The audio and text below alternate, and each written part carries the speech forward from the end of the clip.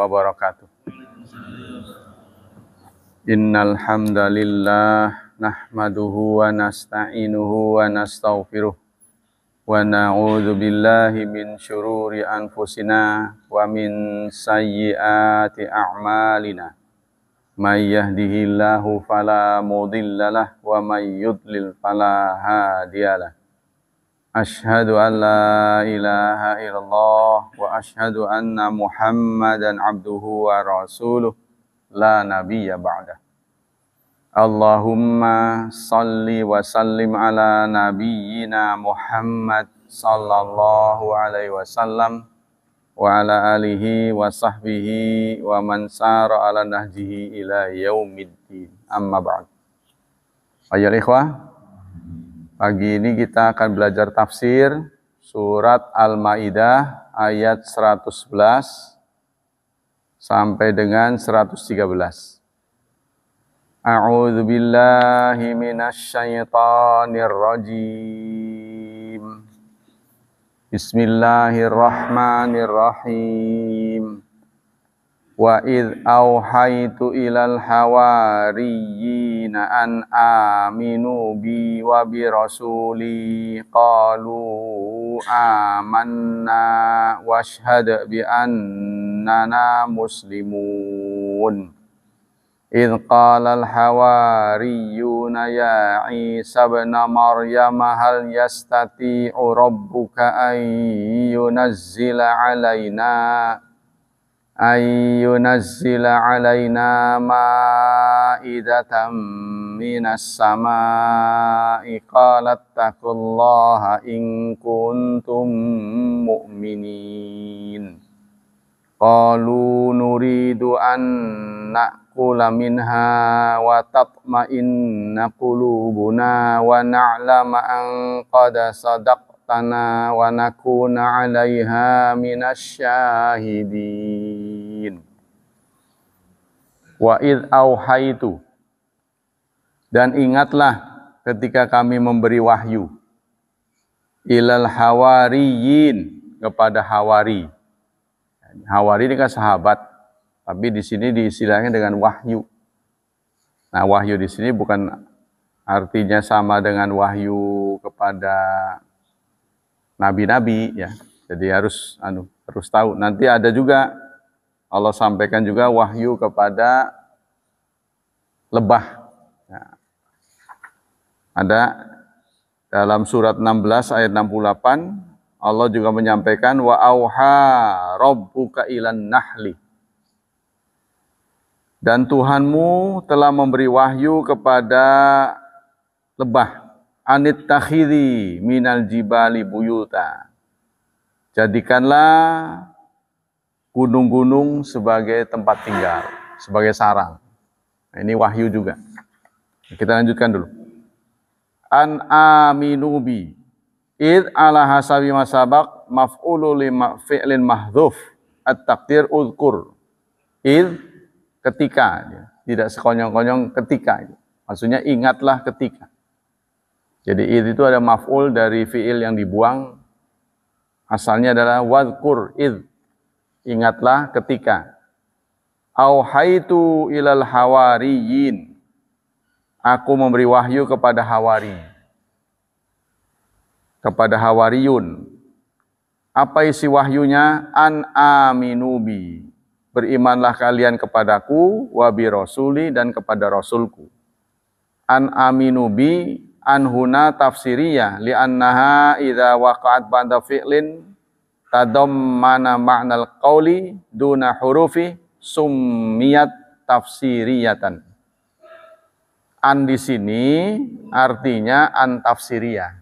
Ya, karena adanya setelah makna qaul, ketika, ya, ketika dia berkata, Allah berfirman, aminubi, berimanlah. Apa isinya? Kalau dalam bahasa Indonesia itu titik dua, tanda petik ya. Biasanya kalau ada orang berkata itu kan, contohnya si A berkata kan, titik dua, tanda petik. Nah, tanda-tanda ini tidak ada dalam bahasa Arab. titik sebagai akhir kalimat itu tidak ada dalam bahasa Arab. Titik sebagai akhir kalimat, tapi titik sebagai tanda huruf ada, nun, ba. Itu. Kalimat sempurna, kemudian titik. Biasanya kan kita begitu. Nanti mengawali kalimat baru dengan huruf kapital. Dalam bahasa Arab nggak ada huruf kapital tuh. Ya, sehingga semuanya serba satu kalimat. Jadi tidak boleh ketika kita menulis, mau menulis kola, sudah ada di ujung, nggak cukup. Jadi kita nulisnya ko, pakai ini strip, la, nggak boleh dalam bahasa Arab. Kalau kita kan begitu, dia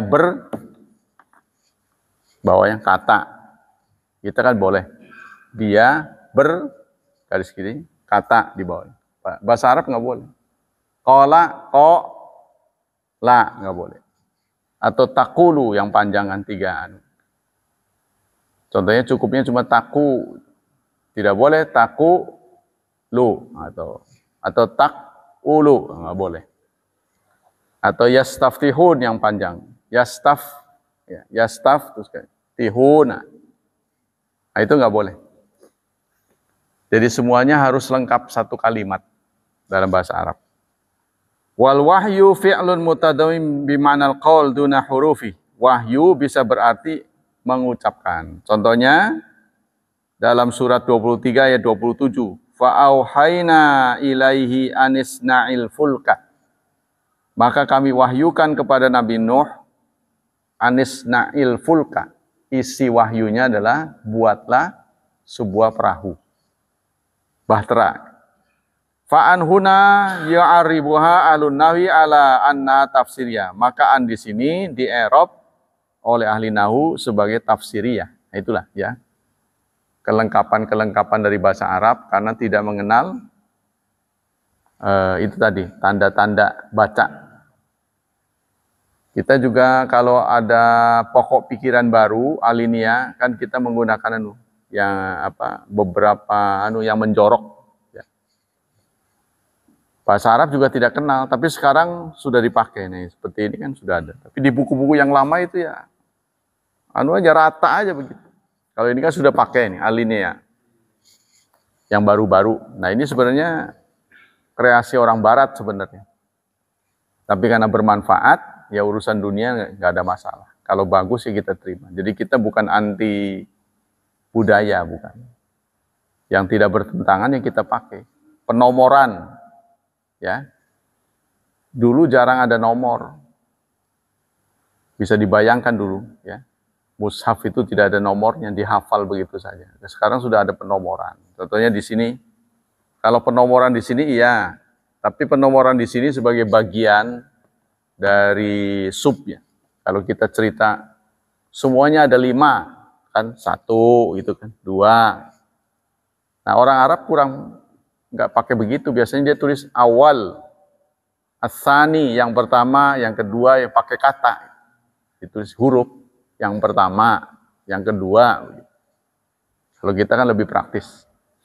Nah inilah perkembangan tulis menulis ya. Nah, kita lanjutkan sini. Qalu amanna. Mereka berkata setelah berimanlah kepadaku dan kepada Rasulku, mereka menjawab amanna, kami beriman. Washhad, dan saksikanlah bi annana, sesungguhnya kami muslimun, orang-orang yang muslim. Nah, di sini bi annana antut ifanun wa alla tudaif. Anda boleh menulis anna di sini di tasdid, boleh tidak ditasdid katanya. Ya, boleh digandakan nunnya. Jadi boleh anna, boleh bi annana menurut nahu. Menurut nahu. Tapi kalau ini wahyu tidak boleh dirubah. Jadi berdasarkan wahyu itu bi annana. Kalau menurut nahu, nunnya 1 saja cukup, bi anna, cuma ditasdid. Ya kalau di sini kan nunnya berarti ada 3. Bi anna itu ditasdid berarti kan ada 2 ya. Bi anna. Nah, di sini bi annana. Fala budda minal ityani wid damir bi annana wa ilam tuda'af udghimatin nun binunid damir fasarat bi anna muslimun. Nah, jadi boleh bi anna, boleh bi annana. Wa qad ja'a dzalika fil Qur'an. Idz qala al hawariyun, ketika berkata hawariyun. Hadhi aidan jumlatun istinafiyah wa amilu id mahdzufun. Amilnya id itu dibuang, wa takdiru udkur. Takdirnya adalah udkur. Ya Isa bin Maryam, Isa munada wa huwa fi mithli hadza yubna ala dham fi mahalli nasbin walakin ja'at ibna wa hiya sifatun. Wahai Isa ibnu Maryam. Ini satu ucapan yang jarang terjadi. Karena yang berkata hawariyun ini pengikut-pengikut Nabi Isa, tapi kok manggil nama. Ya, kalau dalam ajaran Nabi Muhammad kan tidak boleh memanggil nama Nabi, itu tidak boleh. Muhammad, ya, sahabat-sahabat Nabi itu tidak pernah memanggil. Bahkan Allah sendiri dalam Al-Quran tidak ada kata ya Muhammad, tapi dipanggil jabatannya ya Nabiyu, ya Rasulu. Tujuannya kepada Nabi Muhammad, tapi nggak pernah dipanggil ya Muhammad. Gitu. Allah sendiri gitu, tidak pernah memanggil Nabi Muhammad dengan namanya yang disebut jabatannya. Jadi memanggil dengan jabatan itu sebuah kemuliaan. Ya contohnya Pak Hilman RW, Pak RW, gitu. Jadi tidak disebut Pak Hilman, itu disebut jabatannya itu lebih kehormatan. Hal yastati uga robbuka. Apakah Tuhanmu mampu? Apakah mampu Tuhanmu? Lalu dalam bahasa Indonesia dibalik, apakah Tuhanmu mampu? Hal yastadiru ayyunazila, mampu apa? Untuk menurunkan kepada kami ma'idatam minas sama, hidangan dari langit. Mengapa pertanyaan ini kok muncul dari seorang hawariyun? Ya kan? Aneh. Ini kan terasa janggal gitu. Karena hawariyun itu orang yang sudah terlatih, sahabat-sahabat Nabi Isa. Kan mereka sudah ngerti lah mana yang pertanyaan, permintaan yang ngelunjak atau yang tidak ngelunjak gitu kan. Soalnya minta hidangannya dari langit. Bukan minta hidangan dari dapur, bukan. Ini dari langit, turun gitu. In kuntum mu'minin. Nah, qauluhu in kuntum ma'idatan minas sama'i, mana ini? Qalat taqullah, bertakwalah kamu kepada Allah in kuntum mu'minin. Jadi kalau ada kata-kata ittaqullah, hati-hatilah maknanya. Jangan begitu. Jangan ngelunjak sih gitu. Jadi bahasa Nabi itu ittaqullah, bertakwalah pada Allah. Ini masih cerita tentang Nausorof ya. Panjang sekali. Kita lanjutkan. Qalu, mereka menjawab. Jadi ketika Nabi Isa merespon ittaqullah, jangan begitu sih, itu bahasa kitanya. Ya. Ini karena bahasa Nabi kan sopan, jangan begitu sih mintanya. Masa minta hidangan dari langit? Kalau dari dapur sih boleh ya, tolonglah kami diberi hidangan, nah itu cocok tuh kan, nanti pepolah gitu kan. Tapi ini minta dari langit, makanan minta dari langit, kan ini aneh ini. Dan itu disampaikan oleh sahabat Hawariyun. Hawariyun ini kalau bahasa Nabi kita ini Ansar.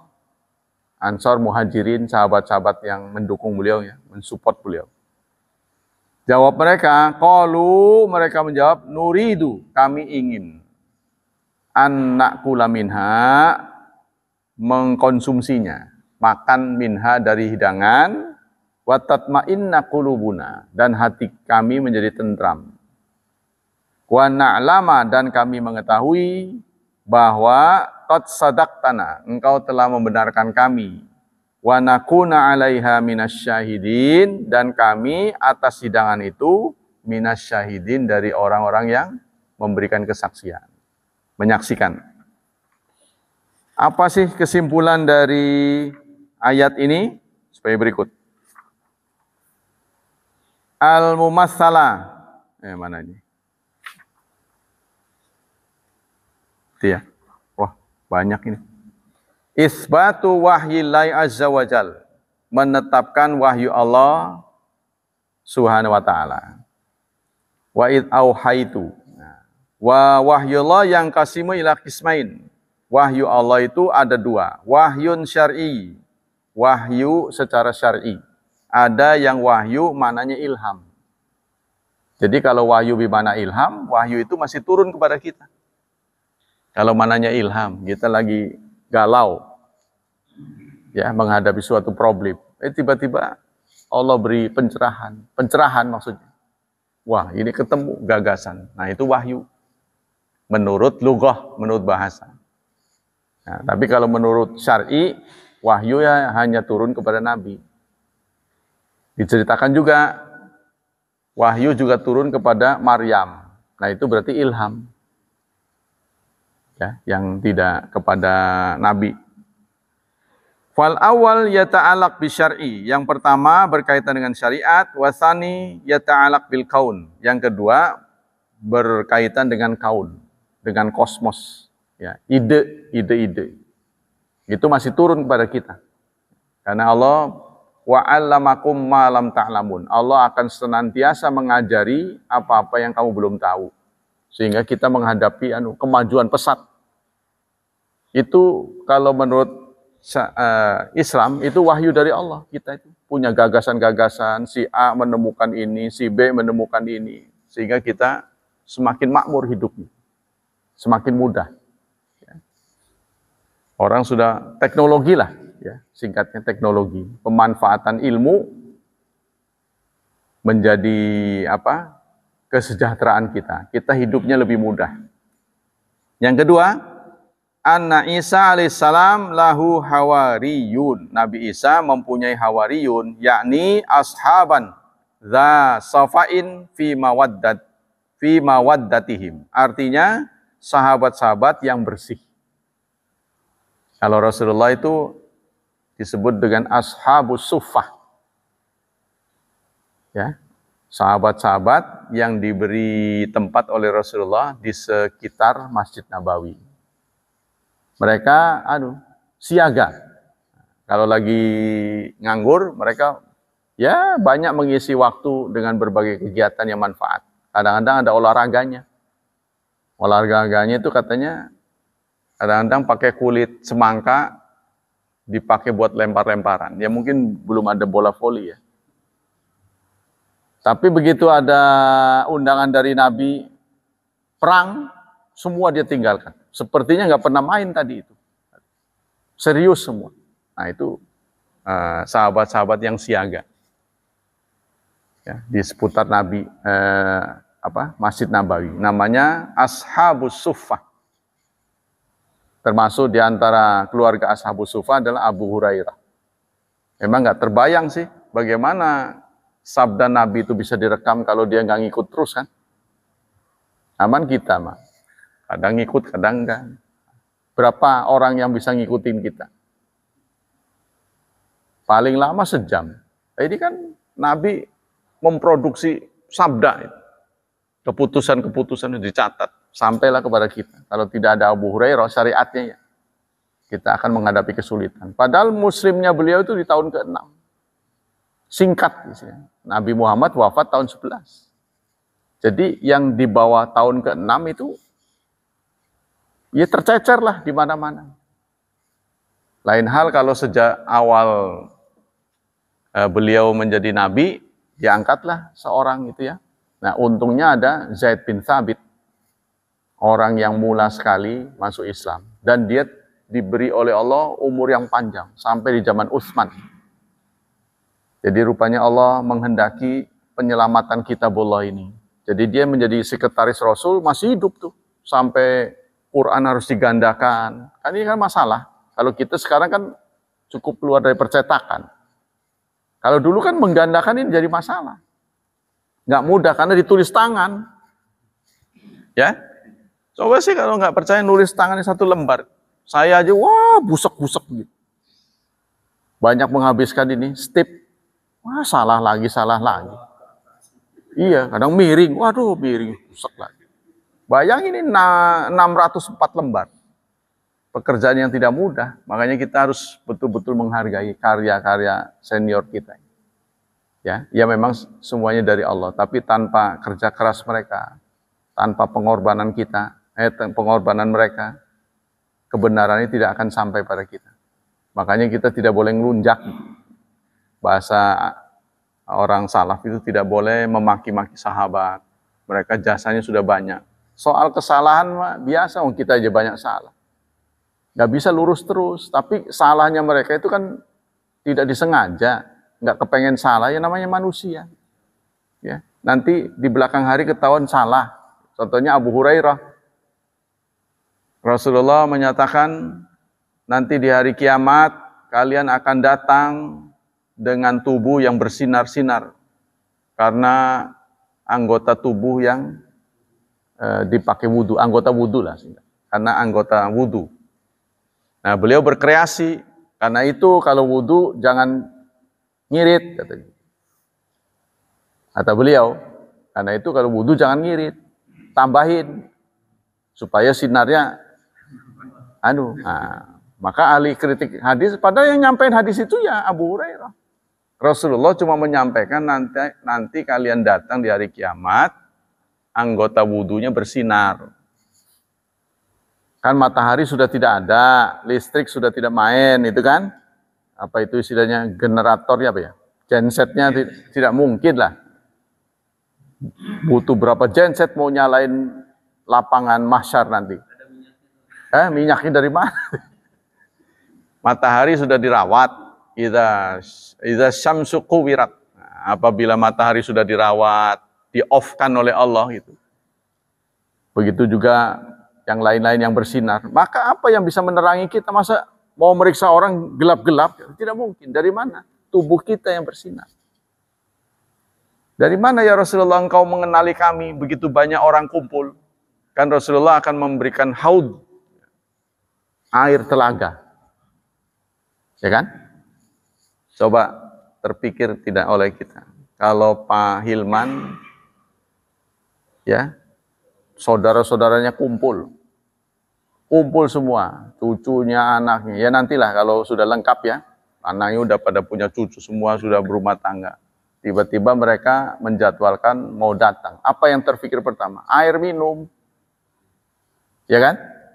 Isinya konsumsi lah. Nanti mereka minum, buang airnya gimana, kan begitu terpikir. Nah Rasulullah juga begitu. Kenapa Rasulullah mati duluan? Katanya nggak dibikin awet lama gitu. Karena beliau menjadi panitia akhirat. Panitia. Ya kalau Pak Mul jadi panitia, kita mau kumpul di Pandarincang, pasti kan ke sana duluan. Meriksa gimana, nyaman apa enggak gitu kan.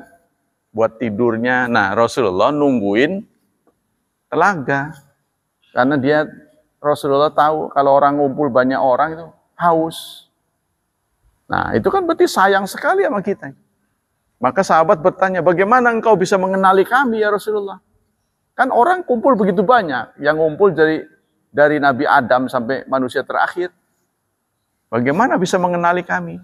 Kan tubuhmu bersinar nanti.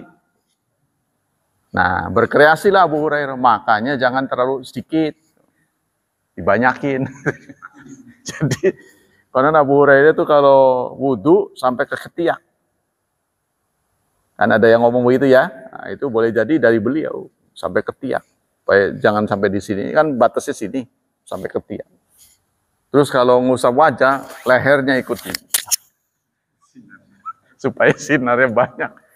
Nah itu menurut para salaf nggak boleh begitu. Rasulullah nyuruh segitu ya segitu. Masa dilebar-lebarin.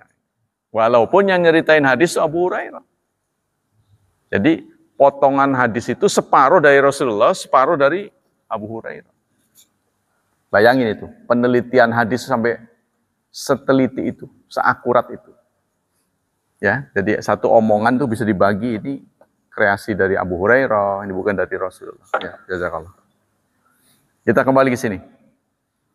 Anna Isa alaihissalam lahu hawariyun, sudah ya. Jadi punya hawari, sementara kalau Nabi kita istilahnya ansar.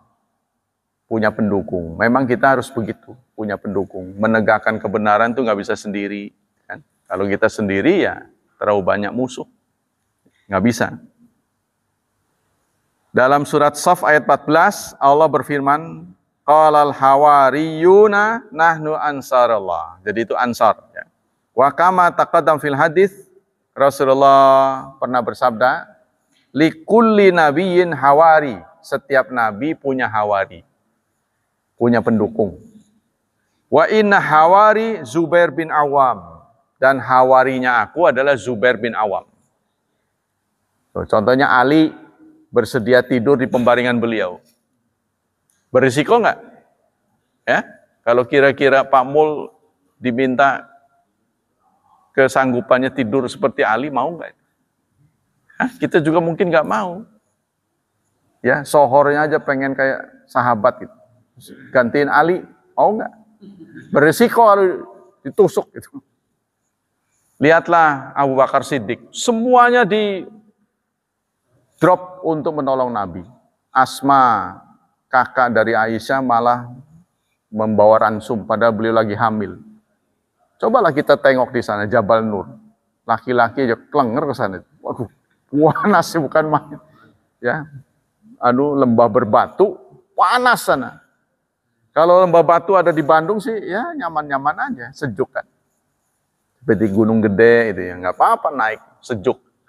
Panas sih bukan main. Perempuan sedang hamil. Jadi betapa besar pengorbanan mereka. Ada yang berkorban gak banyak bicara. Itulah Abu Bakar Siddiq. Sehingga kita lihat produksi hadisnya sedikit. Padahal pertemanan beliau dengan Rasulullah sering. Ya kan? Kok gak ngomong? Apalagi Khadijah. Irit bener. Khadijah. Anda hadis riwayat Khadijah. Nah ini yang kita nggak bisa mengerti. Mungkin karena itu terlalu irit. Wah ini bahaya buat umat Nabi. Makanya beliau beristri lagi. Yang cerewet, Aisyah. Aisyah ini cerewet. Tapi kecerewetan beliau manfaatnya banyak buat kita. Catatan-catatan kita tahu. Ya, nongkrong dicatat. Diinget-inget. Cara nongkrong Nabi kita tahu. Masuk WC, kaki kanan dulu. Dari siapa dia tahu? Emang sahabatnya coba Nabi ntar dulu. Masalah-masalah pribadi kan. Nah, ini berkat ya rekaman atau penyampaian dari Aisyah radhiyallahu anha. Nah, mereka jasanya besar. Nah, ini semuanya adalah sahabat-sahabat Nabi. Yang ketiga, masih kedua. Lau kuntu muttakhidan min ummati khalilan lattakhadtu Abu Bakrin khalilan. Andaikan aku boleh menjadikan umatku sebagai khalil. Khalil itu kekasih ya. Jadi kekasih itu dibagi-bagi dalam Islam ini. Ada kekasih namanya Habib. Habib itu juga kekasih mananya. Khalil itu kekasih tertinggi. Bersedia mati untuk pasangannya. Itu namanya Khalil. Nah, maka Nabi Muhammad ini sudah hanya 2 nabi yang ditetapkan oleh Allah sebagai khalilnya, yaitu Ibrahim dan Nabi Muhammad. Sebegitu banyak nabi. Maka itu Nabi tidak mau menjadikan khalil siapapun, karena sudah dijadikan oleh Allah. Ya, hampir tidak ada ya orang yang bersedia mati buat kita ya. Bahkan istri kita pun boleh jadi nggak bersedia. Ya kan? Kalau orang India dulu iya, sehidup semati. Jadi kalau suaminya mati, dia nyebur ke api. Kan dia dibakar tuh. Dia ke situ. Tapi dikritik oleh Perserikatan Bangsa-Bangsa itu melawan hak asasi manusia. Karena itu sudah tidak boleh lagi praktek ini. Dulu orang India begitu. Jadi suaminya sedang dibakar, dia terjun sih. Namanya sehidup semati. Kalau kita sehidup doang, mati mau enggak? Ya kan? Walaupun cuma diberi seminggu, harus tetap dinikmati. Yang ketiga, annal imana billah la yatimu illa bil imani bi rasuli. Iman kepada Allah tidak akan sempurna kecuali iman kepada Rasulnya. Ini memang sesuatu yang janggal, saudara. Ada orang yang iman kepada Allah tapi tidak mau beriman pada Rasul. Bentuknya gimana? Mau nerima Quran, nggak mau nerima hadis.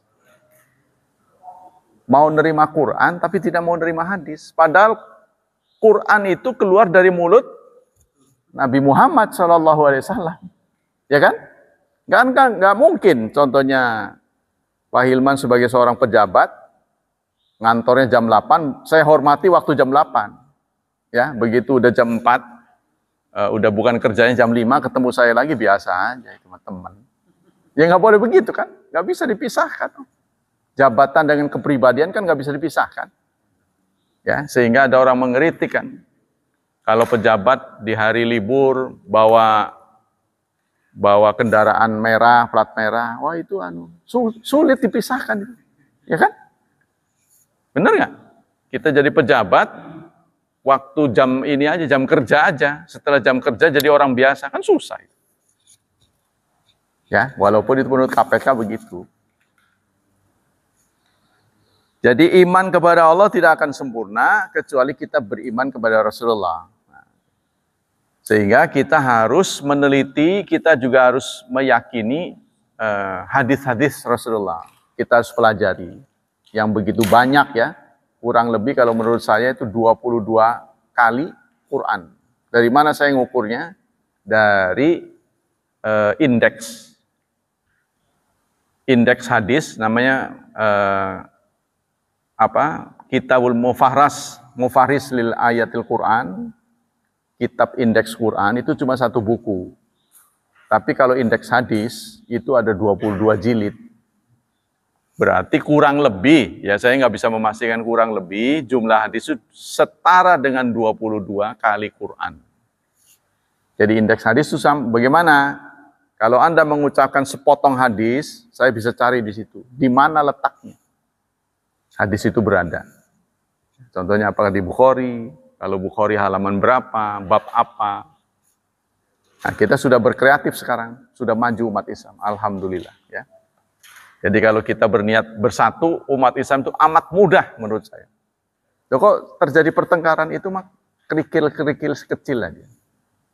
Tidak begitu masalah. Masalah-masalah kecil. Kecuali memang ada syahwat ya. Memang kita tujuannya pengen mengalahkan dia, itu lain lagi. Wa hadhil arkan la budda minha fil iman faman naqasa minha wahidan lam yakun mu'minan. Jadi kalau kita iman kepada Allah saja, tidak iman kepada Rasul, maka kita tidak dianggap beriman. Iman kita tidak lengkap. Karena rukun iman itu adalah iman kepada Rasul. Bahkan lebih-lebih umat Islam ini selain beriman kepada Rasulullah, juga harus beriman kepada senior-senior beliau. Kalau kita beriman kepada Rasul tapi menolak kerasulan Nabi Isa, kita dianggap tidak beriman. Ya kan? Saya beriman kepada nabi-nabi. Satu, saya nggak mau beriman kepada Nabi Isa. Iman kita tidak lengkap, tidak boleh. Karena kita harus beriman kepada Rasul-Rasul. Nah, yang ditaruh namanya dalam Quran ada 25. Tapi bukan berarti jumlahnya 25. Banyak dong. Ya, kalau dihitung 25, umur dunia ini udah berapa? Pasti ada kekosongan. Sementara umur manusia kan terbatas. Nah, nanti kalau kosong Allah yang disalahin. Kami nggak tahu bagaimana dalilnya, hujahnya. Yang keempat, istijabatul hawariyin lima uhiya ilaihim haitsu qalu amanna. Sahabat Hawariyun itu mengabulkan, ya, dia merespon secara positif wahyu yang Allah turunkan dengan kata-kata amanna, kami beriman. Jadi beriman ini berbeda dengan tahu. Beriman ini berbeda dengan saya tahu. Saya beriman dengan saya tahu itu berbeda. Kalau Anda ditanya, padahal belum pernah ke sana, percaya enggak? Ya, di kutub sana ada Jabal Magnet, ada satu pulau yang magnet, sehingga magnet kita semua menuju ke sana. Kita kalau ada kompas kan anunya ke sana. Ini kan nggak pakai mesin kompas ini. Ya, di sana itu ternyata ada pulau yang isinya tarikan magnetnya sangat kuat. Percaya nggak? Nah, kalau kita ngomong percaya, padahal belum ke sana, itu tidak termasuk beriman. Maksudnya tidak masuk pengertian beriman. Beriman itu bukan itu. Beriman itu justru tidak bisa diakses oleh ilmu. Contohnya pahala. Ya, pahala ini kan tidak bisa diakses oleh ilmu, tidak bisa diriset, tidak bisa berdasarkan empiri, tidak bisa dieksperimen. Nah, inilah iman. Malaikat, siapa yang bisa memberitahu keberadaan malaikat? Tidak ada yang tahu. Nah, inilah iman. Yang kelima, jawazu hasil maklum haitsu qalu amanna walam yaqulu bika wa bi rasulika. Boleh kita membuang sesuatu yang kita sudah ketahui.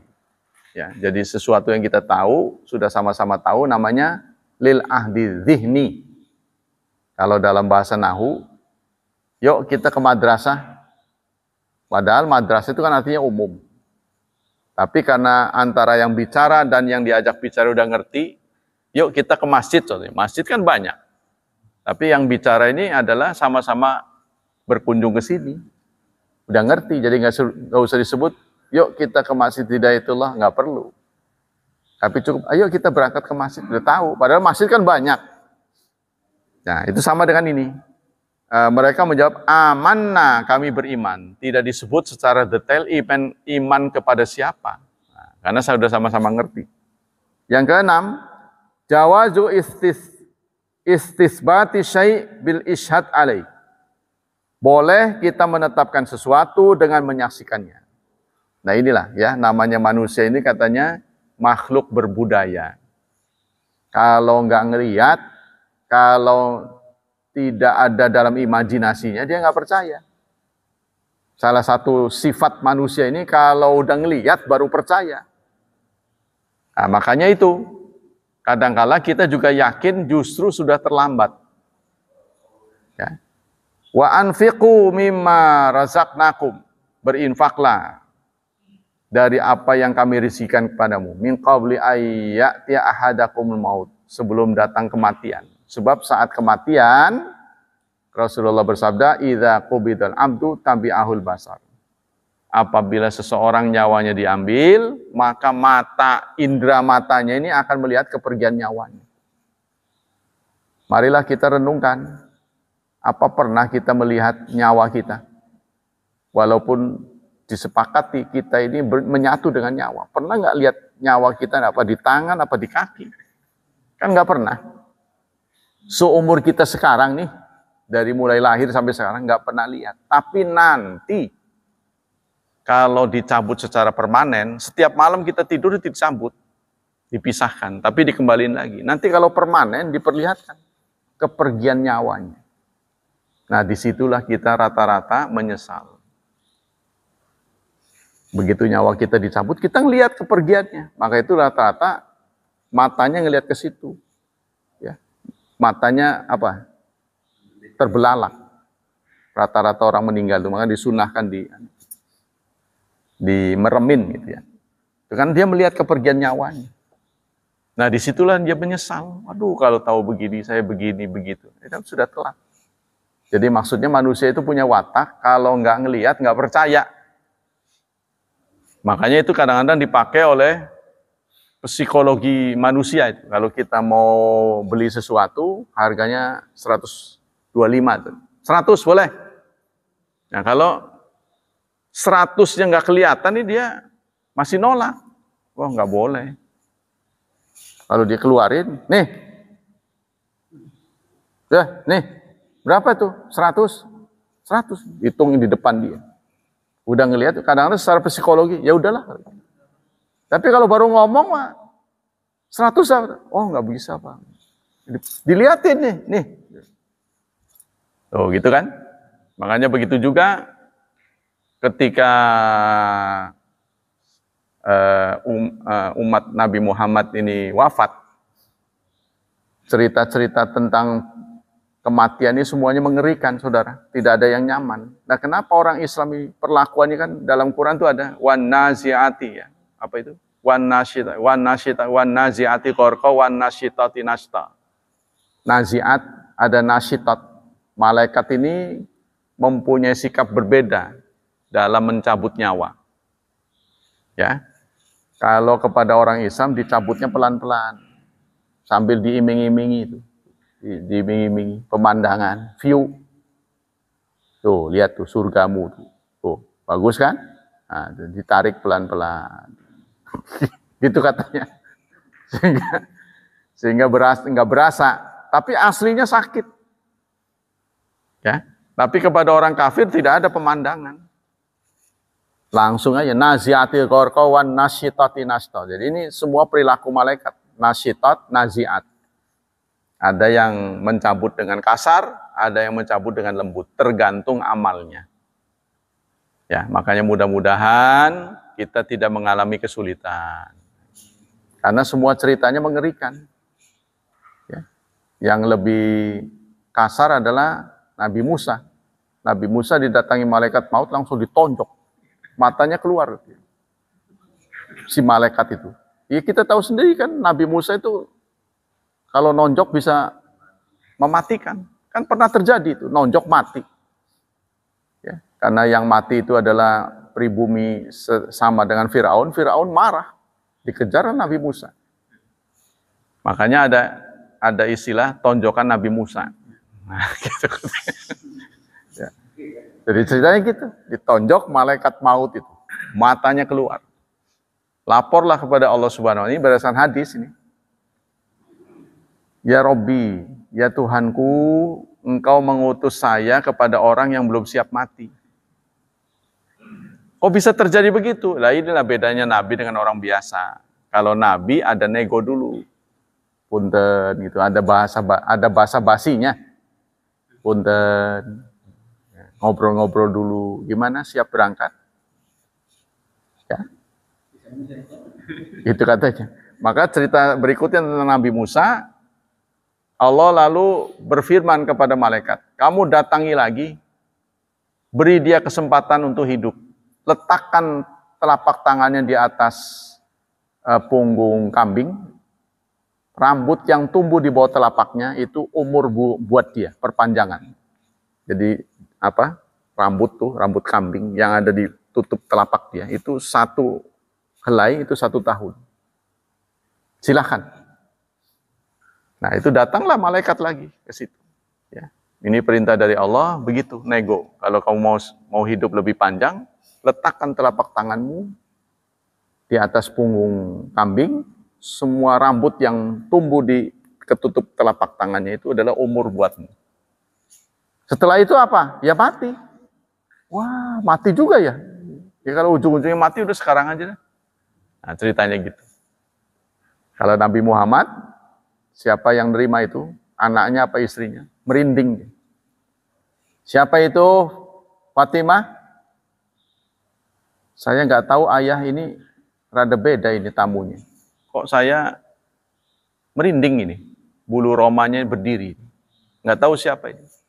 Fatimah, dia itu yang menghilangkan kenikmatan hidup. Dia itu yang membuat perempuan menjadi janda. Dia itu membuat anak-anak menjadi yatim. Itu dia. Suruh masuk. Begitu. Nego. Nabi mah nggak nawar. Ya sudah, kalau sudah keharusannya. Karena kalau nawar berarti melawan Allah kan. Nah, jadi ada, tentu saja martabatnya turun gitu kan. Kalau diberi peluang mati sekarang, ini kan sudah ketentuan dari Allah. Dia menolak, nego, nah berarti sudah tidak sebaik pertama pilihannya. Yang ke-6. Ya sudah ke-6 ya. Yang ke-7, annal imana huwal Islam. Iman itu sama dengan Islam. Islam ya iman, imannya Islam. Kalau berdiri sendiri. Ya, kalau Allah menyatakan amanna, kami beriman, berarti iman itu sekaligus Islam. Jadi sebenarnya kalau kita lihat rukun Islam itu berkaitan dengan lahiriah. Mulai dari syahadat, sholat, itu kan perbuatan lahir. Rukun iman, semua yang berkaitan dengan hati. Kami beriman pada Allah, nggak kelihatan kan? Tapi kalau disebut dalam Al-Quran sendiri, Islam saja begitu, berarti termasuk imannya. Kalau disebut iman sendiri tanpa menyebut Islam, berarti Islam sudah include situ. Tapi kalau disebut sendiri-sendiri, iman dan Islam itu berbeda. Ya, iman berkaitan dengan hati, Islam berkaitan dengan lahiriah. Sehingga ada orang Arab, waja'atil Arab, waqal Arab amanna. Datang kepada Rasulullah, kami beriman. Di surat Al-Hujurat akhir ya. Qalu amana walam bal qalu aslamna. Jangan kau katakan beriman, tapi katakanlah Islam. Lam yadkhul imanu fi qulubikum. Iman belum masuk ke dalam hatimu. Nah, jadi orang beriman dengan orang Islam beda. Kata Buya Hamka, kalau saudara ingin melihat orang Islam, lihatlah mereka yang hadir di sholat Id. Itu orang Islam. Kalau ingin melihat orang Islam, lihatlah mereka yang menjadi peserta sholat Id. Kalau ingin melihat orang beriman, lihatlah peserta sholat subuh. Gitu kata Buya Hamka, ya, bukan kata saya. Kalau ingin menyaksikan orang beriman, saksikanlah orang yang sholat Id. Itu orang Islam tuh. Tapi kalau ingin menyaksikan orang beriman tuh yang sholat subuh ke masjid.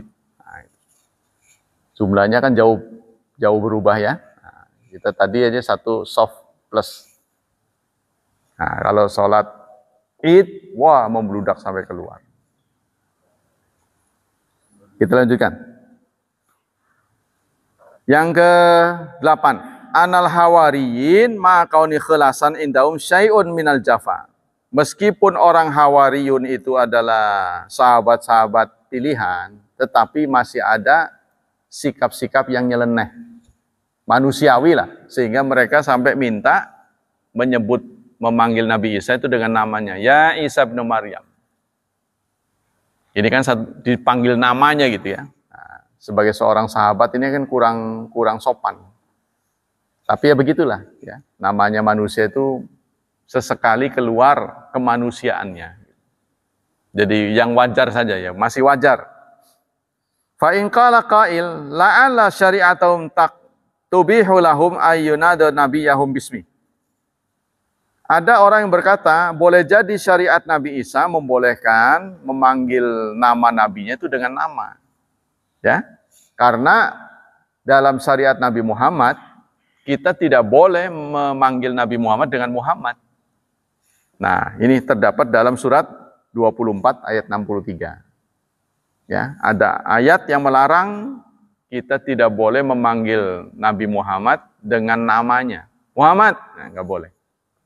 Nah, ini dalam surat 24 ayat 63. Allah berfirman, La taja'alu, dan janganlah kau jadikan doa Rasul, panggilan kepada Rasul, bainakum di antara kalian kadu'ai ba'dikum ba'don, seperti kalian memanggil sesamamu.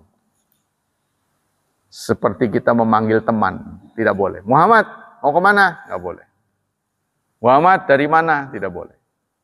Ya Rasul, ya Nabi Allah, ya Rasulullah, harus begitu. Qulna wal yakun dzalika lakin hal minal adab ay khatibu Isa bin Maryam alaihissalam bismi ma'anam yuriduna ayat wallahu bi husuli hadzal maidah.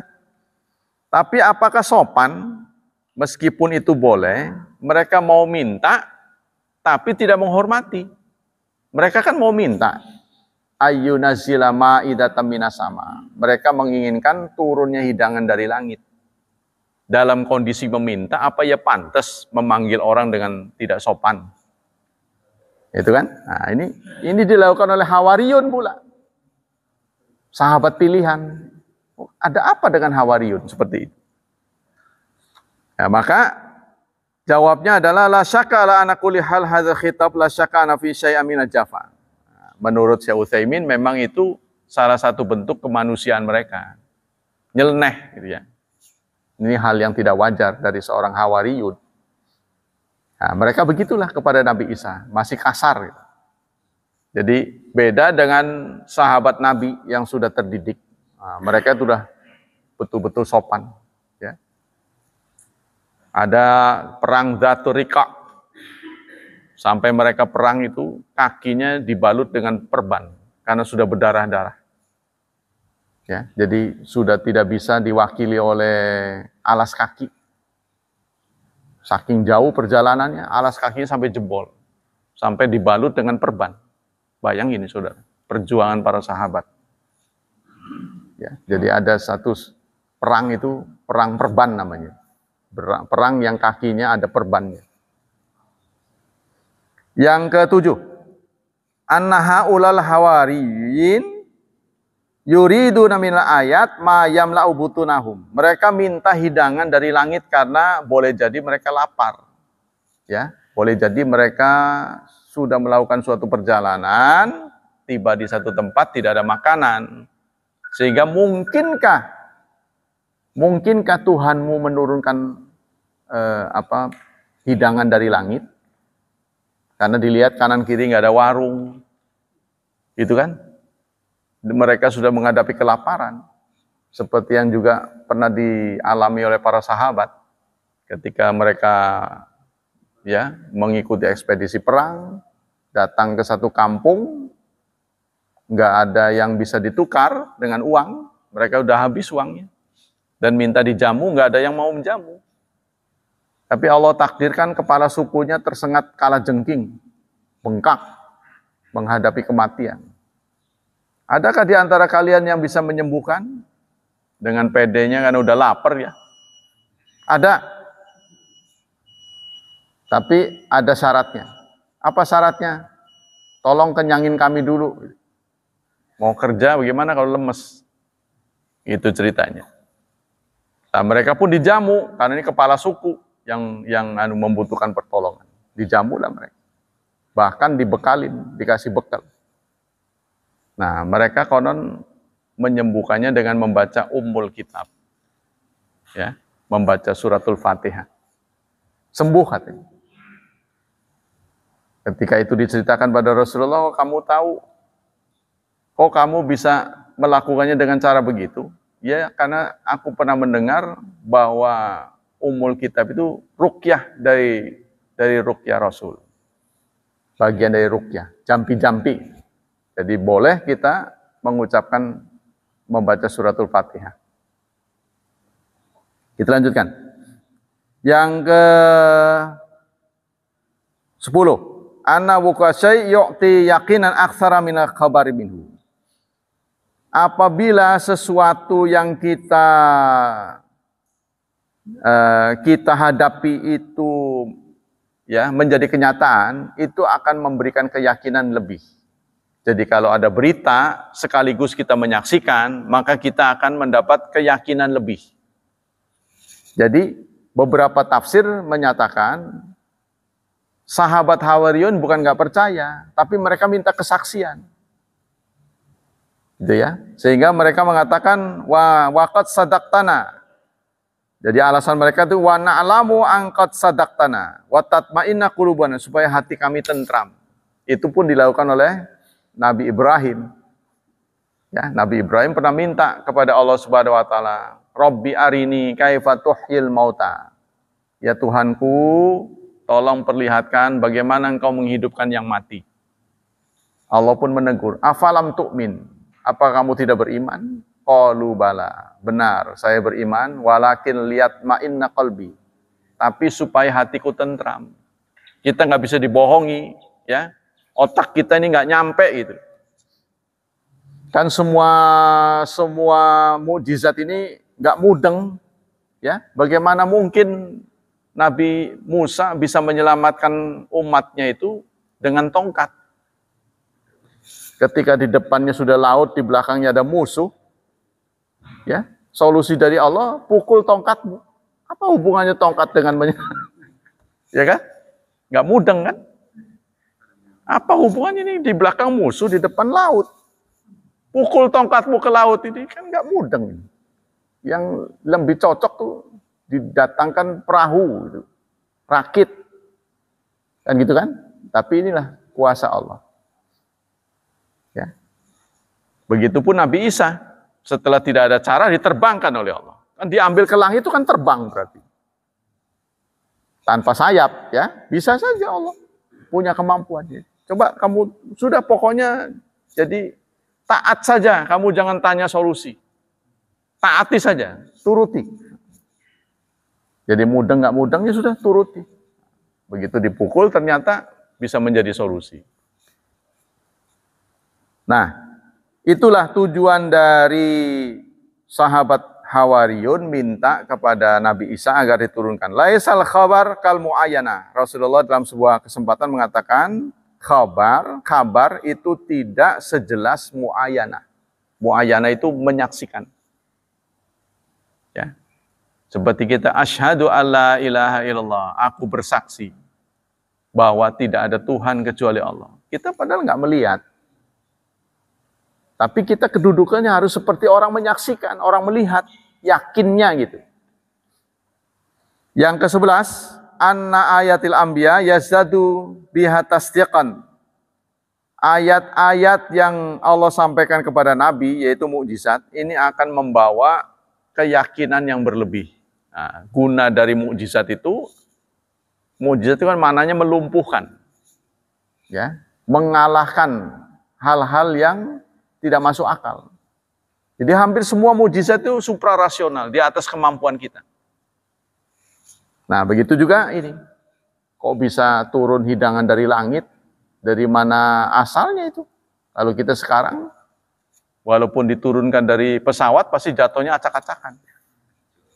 Ya kan? Kecuali paket, bruk gitu. Lalu jatuh kan hidangan. Pelan-pelan, itu kan luar biasa. Wa nakuna 'alaiha minasyahidin. Nah, tujuan dari para sahabat Hawariyin dan kami menjadi saksi.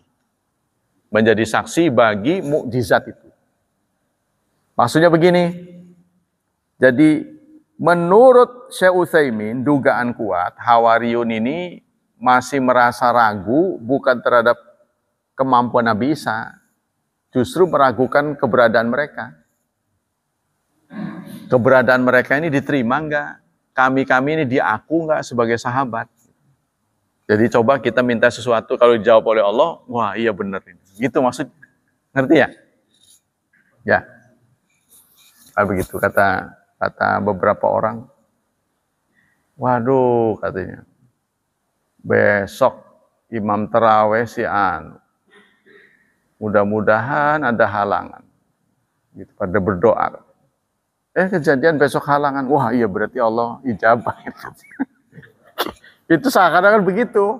Bukan ragu kepada Allah. Wah doa saya dikabul. Alhamdulillah. Berarti Allah mendengar saya. Begitu tuh. Jadi kita merasa diakulah singkatnya. Ya, karena sekarang sudah tidak ada juru bicara Allah. Ini kan keberadaan kita ini apa di ACC apa enggak, ini kan belum ketahuan. Kalau di zaman Nabi kan, Bilal, apa sih yang kamu suka lakukan? Kok saya mendengar terompahmu di surga? Kan enak tuh. Wah, saya sudah di surga. Kan begitu. Karena sekarang kan, apa ya diterima apa enggak kita ini. Kita hanya semoga, mudah-mudahan.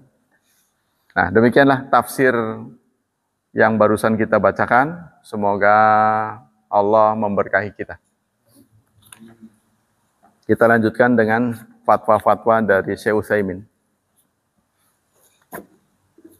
Bismillahirrahmanirrahim. Ada pertanyaan. Idza kana indi fulus washtaraitu biha sayyarah aw ma yusbi dzalik hal alayya zakatun amla. Saya punya uang, lalu saya belikan mobil. Mobil kan melebihi nisab ya, harga mobil. Karena nisab itu katakanlah kalau 1 gram itu 1 juta, berarti 85 juta. Mobil kan rata-rata di atas itulah, kecuali yang bekas-bekas ya. Saya belikan mobil, apakah, atau semacam itulah, pokoknya seharga dengan itu, apakah wajib zakat? Ini yang ditanyakan. Apakah mobil yang saya miliki harus dizakati? Itu singkatnya gitu. Karena uang yang tertanam di situ, kalau bentuk uang, sudah 1 nisab. Nah, dijawab oleh beliau, as-sayyarah allati ishtaraitaha bidarahimika qabla tamami haulid darahim yanzur. Mobil yang Anda beli dengan uang Anda sebelum jatuh tempo. Ya, belum jatuh tempo itu belum wajib zakat ya. Maka tergantung. Ini istaraita litijara wa takasubiha bimana annaka istara tantazir ribha litabi'aha fa ya'urud tijara. Kalau Anda beli mobil untuk dijual lagi, komoditas niaga ya, maka Anda kena zakat. Karena status mobil itu mau dijual belikan. Ya, jadi kalau kita beli mobil, tujuannya mau dijual lagi. Gitu. Ya, mungkin kita bisa begitu ya. Biasa beli mobil bekas betul ini tak jual lagi. Itu kalau sudah waktunya harus dizakatin. Maka dia termasuk benda atau komoditas dagang. Idza tamma haula darahim allati istarataha. Kalau memenuhi waktunya, sudah jatuh tempo, sudah setahun harus dibayarkan. Ya, contohnya saya sudah punya uang 85 juta 1 Januari. Contohnya gitu. Nah, pada bulan Juni, saya punya 100 juta ini sudah dari 1 Januari, bulan Juni saya belikan mobil. Nah, tergantung. Yang ditanyakan begini kan. Yang ditanyakan kan itu. Apakah mobil ini wajib dizakati apa enggak? Kalau Anda beli mobil itu niat mau dijual lagi, itu kan berarti sudah bertukar bentuk. Tadinya uang menjadi mobil kan. Ya, singkatnya, saya punya uang 85 juta dari 1 Januari. Pada bulan Juni saya belikan mobil. Mobil ini dizakatin enggak? Karena ini bagian dari uang tadi kan. Nah, kata Syekh Utsaimin, tergantung. Mobil itu Anda maksudkan untuk apa? Dibeli untuk apa? Kalau untuk dijual lagi, berarti ini bagian dari jual beli. Enggak beda dengan uang itu. Berarti uang itu tidak bergeser, cuma berbeda bentuk. Nanti begitu 1 Januari, harus keluar. Gitu maksudnya. Tapi kalau beli mobil itu untuk sendiri, dipakai sendiri, maka ini tidak ada kewajiban zakat. Ya. Wajib alaika an tuaddi zakataha. Jadi kalau Anda berniat dengan beli mobil itu untuk diperjualbelikan, maka Anda harus hargakan dengan emas 1 nisab. Nah. Wa tukhriju rub'a usri qimatiha. Anda harus keluarkan 2,5% atau 1/40 dari harganya.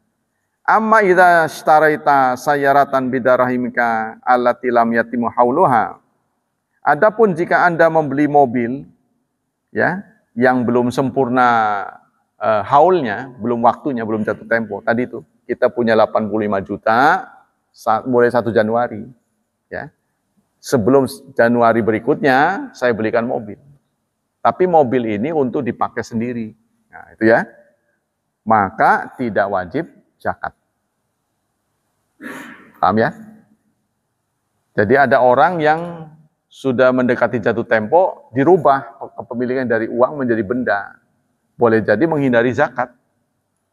Kalau barang yang dia beli ini untuk diperjualbelikan, tetap aja harus dizakati begitu 1 Januari. Rasulullah bersabda, laisa ala muslim fi abdihi wala farasi sadaqatan. Laisa ala muslimi fi abdihi wala farasi sadaqatun. Tidak ada atau tidak wajib kepada muslim pada hambanya, tidak pula pada kudanya sedekah.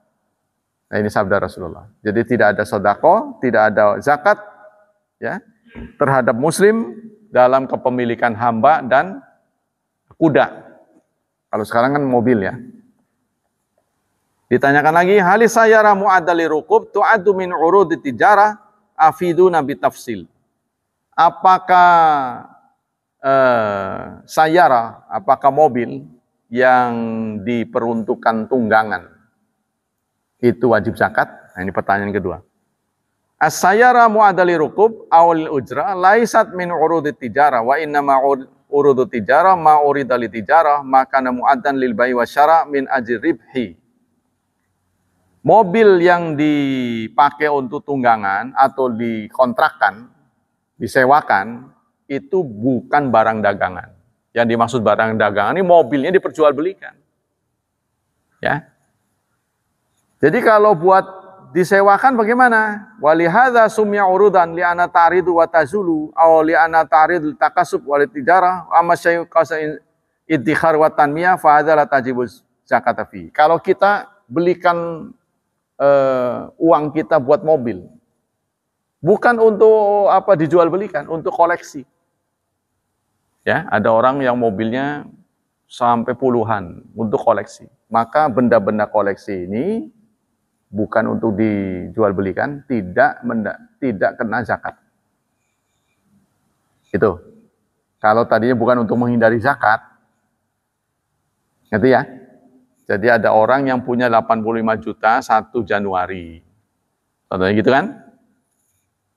Sudah lewat 1 Januari, Februarinya dia berikan mobil, maka sudah kena wajib zakat. Karena kan jatuh temponya Januari. Paham ya? Kita punya, kenapa 85 itu 85 gram maksudnya? Jadi kalau orang punya uang seharga 85 gram emas, sudah tutup tahun, nggak berkurang-kurang. Contohnya itu 1 Januari lah saya katakan. 1 Januari dia nggak ngeluarin zakatnya. Begitu 1 Februari dia berikan mobil, dia kena zakat. Karena yang kemarin belum dibayar. Tapi kalau belum 1 Januari berikutnya dia belikan mobil, contohnya Desember lah. Sudah mendekati sekalipun, 1 Desember saya belikan mobil. Mobil itu dipakai untuk pribadi. Apa buat koleksi terserah atau buat kepentingan yang urgent. Pokoknya bukan untuk dijual belikan, bukan barang niaga, maka bebas zakat. Nah, kalau kita mau sodako itu namanya pengertian. Ya, bukan wajib tapi. Nah, demikianlah fatwa dari beliau tentang kepemilikan. Jadi kepemilikan apapun ya yang kita miliki ini bisa berbentuk uang atau emas dan perak, itu kalau sudah memenuhi target harus dizakatin, yaitu 85 gram emas dan sudah berusia setahun, tidak kurang-kurang. Tapi kalau turun naik, tetap dihitung yang 85-nya. Wallahu a'lam bishawab. Ada yang bertanya sampai di sini? Oh, tidak sama. Itu hanya syariat dari Rasulullah. Jadi Rasulullah meminta mencontohkan kepada Hasan dan Husain, beliau mengadzani. Itu bukan mensyahadatkan. Anak-anak orang Islam dianggap Islam. Jadi kita nggak usah mempersulit harus bersyahadat, nggak usah. Nggak ada praktek dari sahabat Rasulullah anak-anaknya disyahadatin, nggak perlu. Tidak ada prakteknya.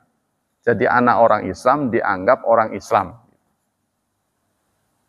Nah, nanti kalau dia sudah dewasa, kemudian bagaimana kalau anak orang Islam kemudian nggak jelas juntrungnya, seperti ada ya di suku tertentu, kadang-kadang orang tuanya itu murtad,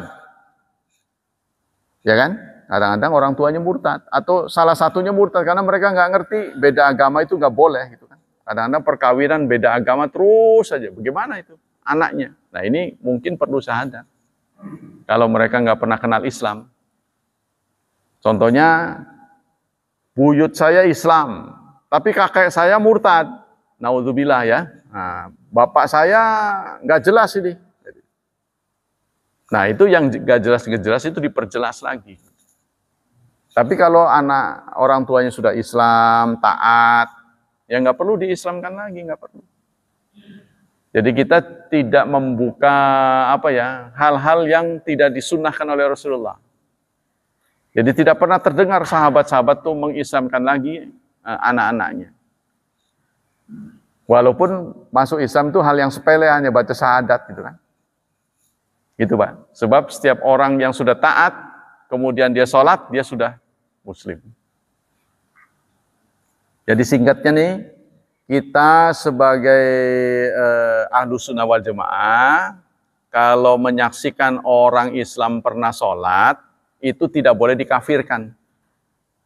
Ya, jadi kita tidak boleh sembarangan mengkafirkan orang. Betapapun kita senep gitu, males, nggak pernah sholat. Tapi jarang sholat maksudnya.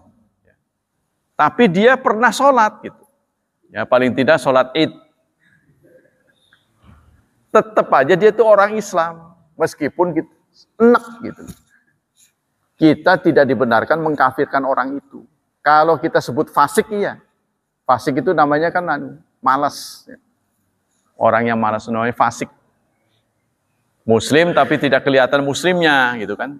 Nah, tapi sepanjang dia tidak menyatakan dirinya murtad, tetap kita harus anggap dia muslim. Nah, tugas kita lah menyadarkan dia sebagai orang Islam punya kewajiban ini dan itu. Itu Pak. Jadi kita tidak boleh sembarangan walaupun dia pelaku bid'ah, enak gitu ya. Nah, ya kita harus bersabar-sabar lah. Mungkin ini kekurangan buat kita lahan dakwah kita. Jadi kita nggak boleh sembarangan takfir, mengkafirkan orang. Tidak boleh. Kecuali kalau dia menyatakan saya sudah tidak muslim lagi. Nauzubillah. Jadi keislaman seseorang tuh bisa dicabut dengan dua hal. Satu, pernyataan dari dirinya. Mulai sekarang saya bukan muslim lagi. Ya, naudzubillah, seseorang berkata begitu. Satu. Yang kedua, setelah dia muslim nggak pernah sholat sama sekali. Nggak pernah sholat ya, bukan sholatnya jarang-jarang, bukan. Nggak pernah sholat sama sekali. Maka itu tidak bisa disebut muslim. Nah, ayatnya itu surat At-Taubah, fa in tabu wa aqamus shalah wa atawuz zakah fa ikhwanukum. Jika mereka sholat dan zakat, maka dia adalah ikhwanmu. Surat At-Taubah. Nah, ini menjadi dalil para ulama kalau orang itu zakat dan sholat tetap muslim. Nah, demikianlah. Masih ada pertanyaan? Ya, silakan. Nabi Khidir, nggak ada berita, Pak. Nabi Khidir ini kan dia, mungkinkah Nabi itu berbeda syariat dengan Nabi Musa? Itu kan, kemarin sudah diceritakan. Nabi yang diresmikan oleh Allah kan Nabi Musa. Kemudian ada Nabi Khidir lagi. Kok syariatnya bisa berbeda? Kan kalau ada Nabi, semua harus ikut Nabi itu. Contohnya Nabi Muhammad sudah diangkat oleh Allah. Kita nggak boleh seseorang pun mengaku Nabi beda dengan Nabi Muhammad kan. Harus paralel. Tapi Nabi Khidir berbeda dengan Nabi Musa syariatnya. Dia membunuh menurut dia boleh. Kalau dia tahu ini akan membuat sesat gitu kan. Berdasarkan pengetahuan dia. Apa Nabi Khidir masih hidup? Tidak ada beritanya. Itu yang dimanfaatkan oleh sementara orang. Nabi Khidir masih hidup. Satu-satunya yang mendapat ada dalil bahwa hidup adalah Nabi Isa.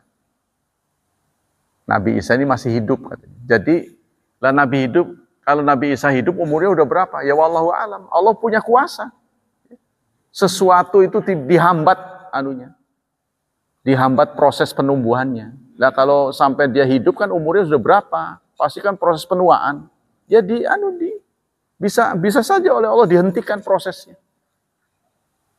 Contohnya Nabi Sulaiman lah, kematiannya diketahui oleh rayap. Berapa waktu yang dibutuhkan oleh rayap untuk menggerogoti kayu?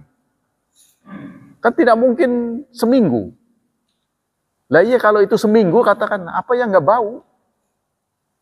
Nah ini kuasa Allah. Katanya semua jasad Nabi itu tidak hancur, katanya.